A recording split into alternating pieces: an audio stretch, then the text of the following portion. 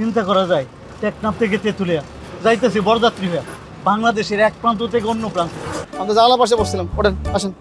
আরে আজব ব্যাপার, এই গাড়ি তো রিজার্ভ গাড়ি, সব সিট তো পেছনে খালি আছে। যান না পেছনে গিয়ে বসেন, যান। আসলে না তুমি একটা গার্তেরা লোক। আর আপনি ঘাট সোজা লোক, বসো।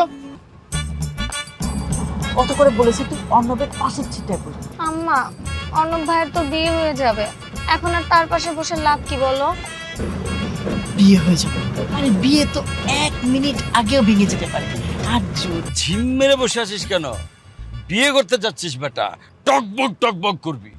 বাবা আজকে তোমার একটা মাত্র ছেলের বিয়ে, ওই তুমি একটা ভালো বাস ভাড়া করবা, কি একটা ভাঙাচোরা বাস ভাড়া করছো? অন্তত একটা এসি বাস তো ভাড়া করতে পারতা। ওই যে আসছে আমার এসি বাসওয়ালা। আরে বেটা, এটা যে পেয়েছি এটাই তোর ভাগ্য।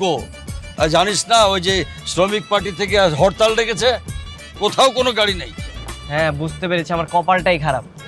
একে তো জোর করে বিয়ে দিচ্ছ, আবার 16 ঘন্টার লম্বা জার্নি। মানুষের বিয়েতে বন্ধু বান্ধব যায় না? যায়, কিন্তু তোর বন্ধুরা যাবে না। কেন?